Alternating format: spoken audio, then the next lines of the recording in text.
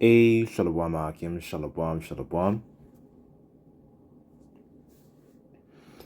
Giving all honor, all praises, and glory to Yahweh, Ba'ashem Yahushai, Ba'ashem Rakakodash, double honors to the apostles and elders of Great Millstone for teaching us His truth, and salutations to the sincere Akim and Aquathim. Listen, may the blessing of election be upon your house. My name is Raquai. I'm back in here with another quick and Lord's will, as always, an edifying lesson. And for today's lesson, I wanted to go through this mentality of what's it called, red pill rage, and wondering, and asking yourselves, is a red pill rage, stunting your spiritual growth? And what I mean by that, so this whole red pill, blue pill is, these are discussion topics that were taken from the movie The Matrix. So as you look on the screen here, you would say, the blue pill are people that stay within, they stay within their bed, they stay asleep, and they are completely unaware of the things that are going around in their environment. And the red pill are the people who, they wake up and they realize, how perverse this place is. So, we are likened unto those that are, in the light and have an understanding of what's actually going on, knowing who we are, knowing our nationality, our customs, and so on and so forth, knowing that we are a people set apart and above all these other nations. Now, sometimes what also can come from knowing that is a lot of grief, is a lot of rage, a lot of anger, a lot of feelings and sentiments where, we want to basically be a crash out, right? And this lesson is pretty much is to ask yourselves, are you, is red pill, is red pill rage stunting your spiritual growth, right? So I'm gonna go right here to Google. I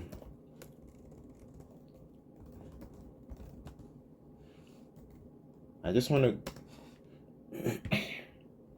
get an understanding of physical growth, right? And I want to kind of equate a lot of these topics in spiritually, right? So when someone is when it talks about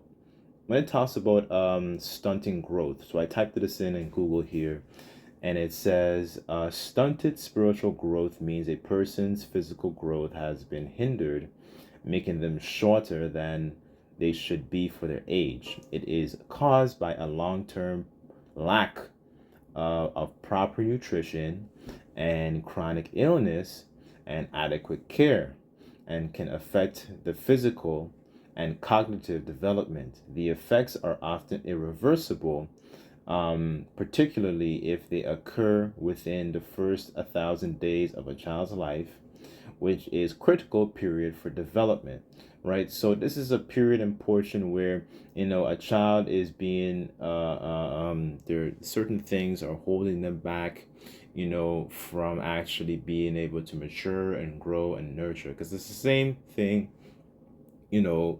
spiritually, because when we, learning of who we are as, a people, regardless of our physical age, we're being in that process of we're being born again, right? So we're likened unto essentially children, right? So, and the scriptures talk about how, to train up a child in the way it should go. Yes, that can also be referring to an actual child, but that can be referring to yourselves also, being young in the understanding in the faith, and also knowing that, we still have a lot of, bad habits that you're trying to shut off. Certain things you may have encountered or you may have done in a certain way, when you were in that that Gentile state of mind, I'll say it like that.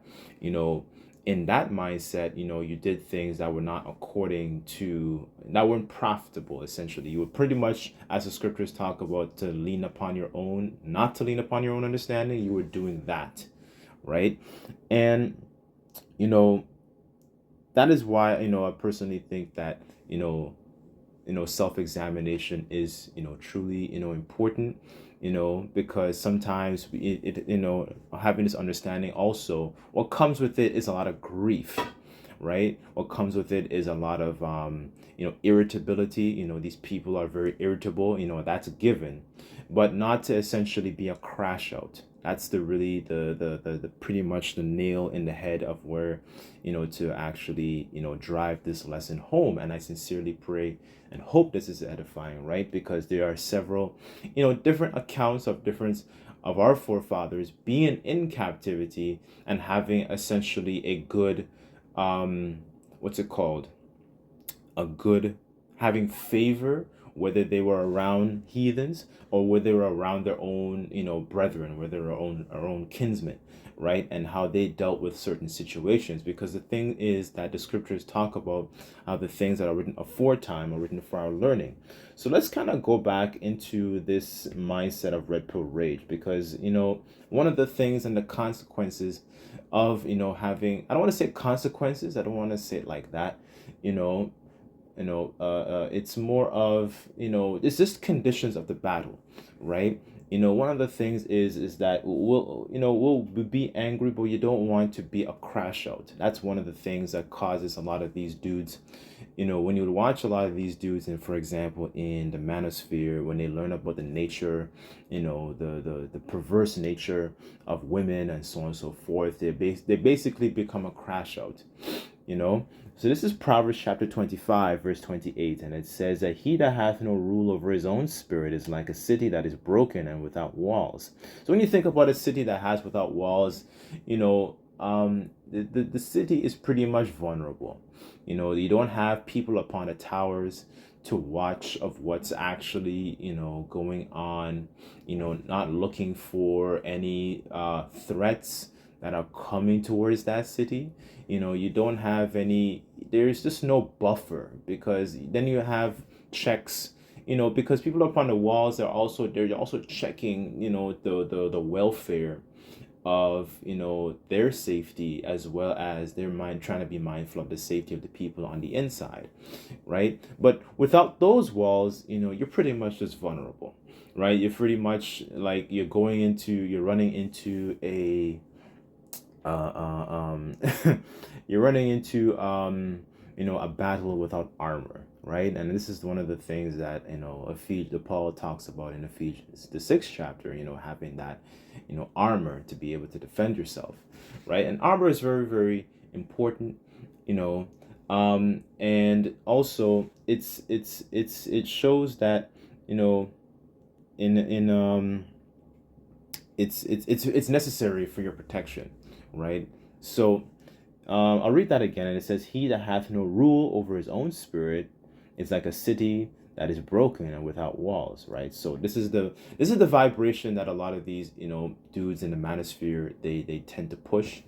Although they do make a lot of valid points when it comes to women, when it comes to the way how they don't say Babylon, but you know what I mean, like the way how people in America are. One of the things that really is like from what I've noticed, a lot of these dudes, they don't speak on when it comes to character and the importance of adding certain spiritual gifts. That's not really their lot. So what they speak on things that are according to the vain things of this world. So whether it's trying to get your money up, or trying to get your uh, uh, um build your credit, try and get a nice house and so on and so forth, right? The Lord blesses you with these things, great, right? But we know, the things of this world, the fashion of this world passeth away, right? So, but the point really is they speak a certain type of rhetoric that's very, very extreme and unbalanced, right? So this lesson is pretty much to bring a sentiment of balance. Yes, you'll be angry, but as a matter of fact, let me get that in Ephesians.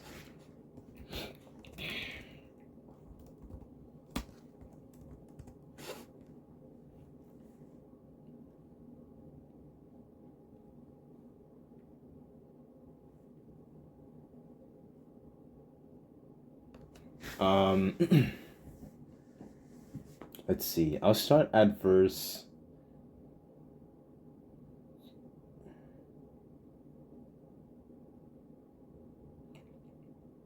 I'll start at verse 22, but the point really is actually in 26. But this, it kind of leads to, it kind of adds to the point also. This is Ephesians chapter 4, verse 22, and it says that you put off concerning the former conversation of old man, which is corrupt according to the deceitful lust, and renew the spirit of your mind, that put on the new man, which is after the Most High, is created in righteousness and true holiness. Right? So we put off those ways. And when you go into that, when you see that word in the etymology, when it comes to conversation, the conversation really refers to a manner of life. The way how you conduct yourself, the way the way you live your life, right? We live a life patterned after Yahweh, right? We don't live a life in terms of being niggas and hoes and crash outs and just a bunch of ungodly nigglets that are running around breaking into jewelry stores. No, we don't live like that. You know what I'm saying? So it says here, verse 25, wherefore ye put away lying, speaking every man with his neighbor, wherefore we are members on one of another. Verse 26, and here's really the point. It says, be angry and sin not. Let not the sun go down upon your wrath, right? So neither give a place to the devil, right? So in situations, yes, you'll be angry. It's just how you channel it. It sometimes, for example, you might have a situation, at whether it's at your job, it's how you handle that situation and properly channel it and voice your concern, to whoever it is, right? And doing it in a essentially a professional sense, right? Doing it in a proper sense, not just looking for the next tool and trying to get your own, essentially trying to get your own vengeance, right? Remember King David, well, he wasn't king at that time, but he had opportunities to be able to get his own vengeance, so to speak. And he had a guy next to him in one account where he's whispering, he's like telling him, he's like, yo man, this is your chance, to get his vengeance upon King Saul. But his King David, one of the things you can extract from our forefathers was the fact that he remained very, very spiritual in these situations, and he took the low, right? He took the low, and he didn't recompense evil for evil, right? So, that's really the point, not to be, a crash out, because in certain moments, our people can be very, overly emotional, and certain situational, circumstances, that's gonna profit you very little good, right? So,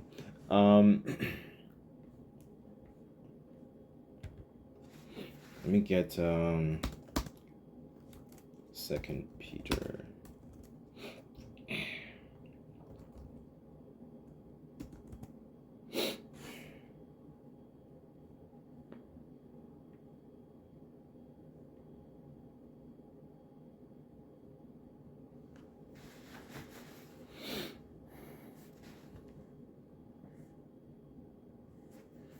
This is Second Peter chapter 1. I'll start at verse 4 and I'll read down. And it says, whereby are given unto us exceeding great and precious promises, that by these ye might be partakers of the divine nature, having escaped the corruption that is in the world through lust, right? So we don't behave the way these people in the world behave, right? Having this understanding, because sometimes we are in that, when you're, I'm gonna say it like this: when we are in that, that younger, and we have that fire, we have that zeal, we are in that spirit of trying to be very, very zealous, especially in trying to keep the law. You know what I'm saying? Even myself, I've done it. It didn't work, but I've done it. I'm not gonna BS and be a hypocrite and say that I didn't make any mistakes. Of course I made mistakes, right? But the point is, it does profit you, very in those situations, especially if you live and you're surrounded with people in the household, or you're at your work, you can sour your situation. You can sour those different situations where where you dwell, right? You don't want to be like that. You want to be, tempered. That's really the point here, right? You don't want to have that spirit of like, I'll say it like this, like, when Saul, when he was persecuting the church, he was very filled with that zeal until, the Lord, pretty much intervened and blinded him and knocked him off the horse, right? We don't want to be in that spirit that the Apostle Paul was prior to the Lord knocking him off the horse, right? We want to be more tempered, right? Being able to, because there might be situations where, some people might, ask you, about certain things. They might come to you in regards to certain, whether it might be a work related situation, these things can happen. That's really the point here. And this really is to promote a sentiment of temperance too, right? This is verse 5, and it says, and beside all this, giving all diligence, and add to your faith virtue, and to your virtue knowledge, and to your knowledge temperance, right? So let me get that word, temperance. Temperance. Because that's one of the traits, from what I've noticed, a lot of these guys in the manosphere, they strongly lack is that ability to be tempered and knowing when to do something and knowing when to hold back. Right. So this is what's it called? This is temperance in the etymology. It says self-restraint. It says forbearance, moderation. It says, where is it? Moderation, sobriety, discretion, self-control. It says moderate. Mildness. It says gentleness, observed of a balanced or moderated course of action, right? So it's essentially, I sincerely pray that, this lesson is being able to make you more of a balanced individual, a more well-rounded individual, right? That's really the goal here, to be more tempered, right? Not to be one-sided, because the world promotes extremes, extremes in one particular area, right?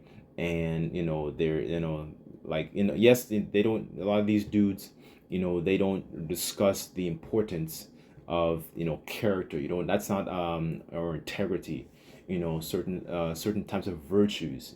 These are conversations, these are matters of life that, that's beyond, these things are not these talking points, I should say, are not profitable for them to speak on in terms of self-development, right? It says lower down, hold on.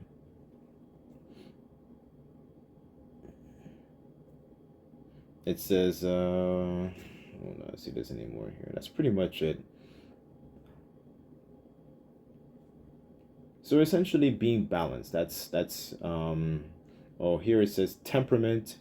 It says angry state of mind, disposition to give to anger, degree of hardness and resiliency of steel, right? So there are certain situations where, you might have to, you have to kind of step away and cool off and then come back, right? You don't want to have this, that rage to be able to sour your growth in other aspects, right? And sometimes also, if you examine and look at your life, the Lord can put, thorns in your side to be able to kind of like keep you, humble, to keep you, because when you think about it, when you first learn of who you are, and you start learning, and you're learning that you're an Israelite, and you learn a couple precepts and so on and so forth, you kind of start to become, you can become, I should say, like, a police officer who's quick to always draw their gun. When you think about that, when you think about that in a visual sense, in every situation, and a police officer, well, a good police officer wouldn't do that, because not every situation requires that.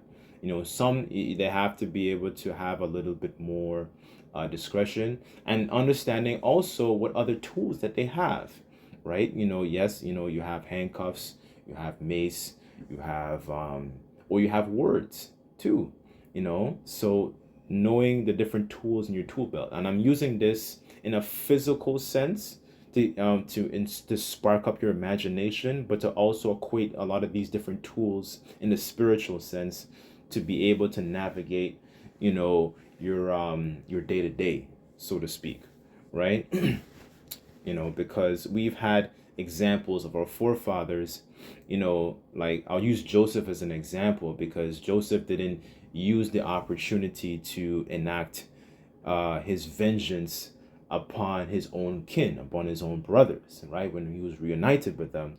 But, he understood he understood that all that he went through was really for his benefit and not just for him, but for the nation also, right? So understanding a lot of these different talking points, right? Let me go back to Second Peter's, right?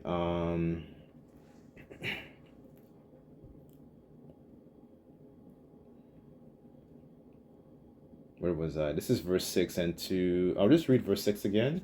And it says, to knowledge temperance, and to temperance patience, and to patience godliness, and to godliness brotherly kindness, and to brotherly kindness charity, right? These things are very important, because charity also does cover a multitude, of sins, right? Let me see if I could just get that since I mentioned it.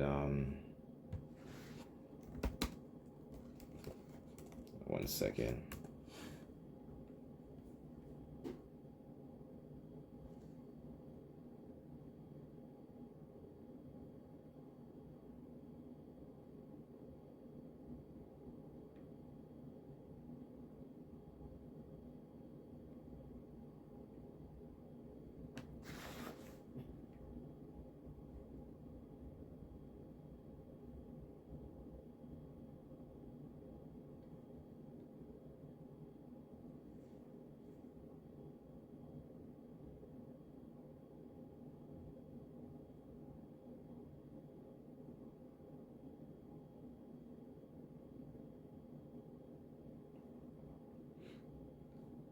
Let me see if I can get it in another version. Let me see. One second.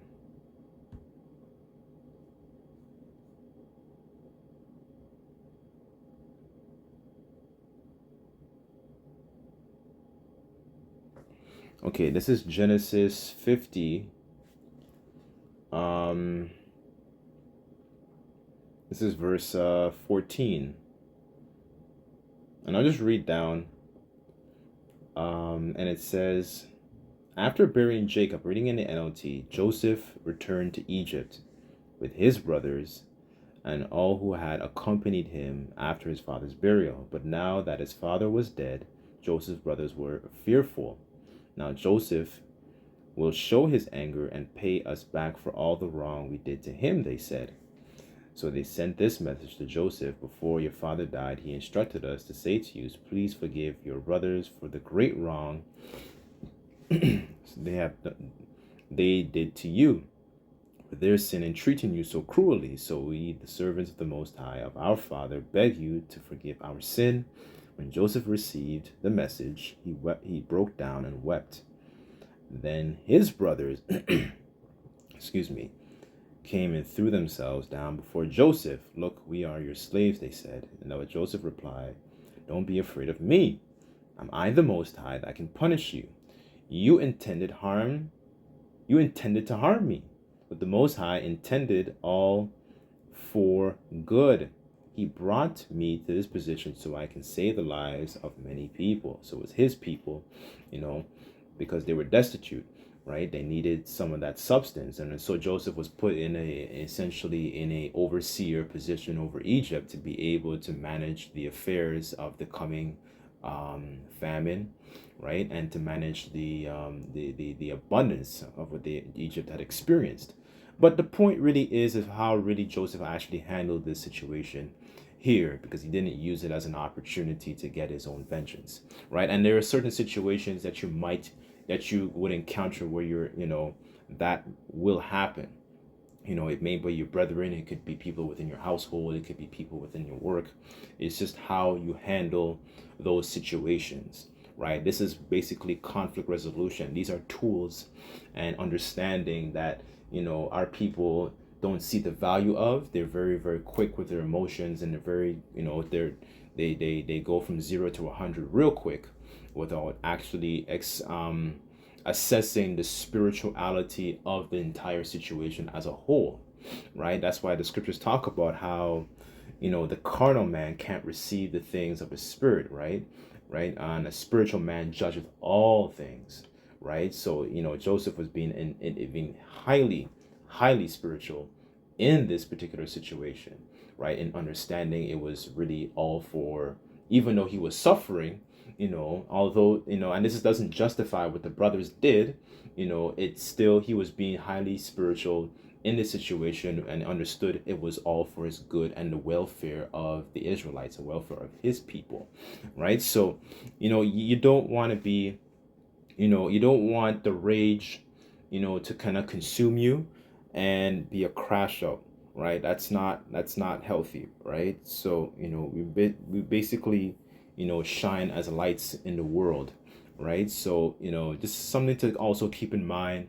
And this is why self-examination is really and truly important. I'm not going to be a hypocrite, right? I have experienced a lot of these things and being a lion in my house, and this is just an exhortation to be able to examine and realize, what, there's more, I can work on and apply these other different virtues like I just read before, and you can use a lot of these different virtues, to be able to, if you have to, make your situation a lot better to be able to advance, right? Because remember, in different accounts with our forefathers, they had favor with people in different, I don't want to say high positions, but basically high positions, like Nehemiah, for example, right? It's just being able to utilize wisdom and, lean on the Lord's counsel to be able to properly guide us and nurture us to make sure that we grow properly. That's really the point, as opposed to, when you see, children, children that, they look kind of strange when they look when they're lacking nutrition, right? That's, they're lacking substance that's not helping their that's not helping them grow properly, right? They're lacking milk, right? And we are also likened onto those, those children, right? So that's pretty much it. But I sincerely pray and hope that this lesson was edifying. Just like to give all praises, glory, and honor to Yahweh Bashem Yahweh Shai. Until next time, I say Shalom.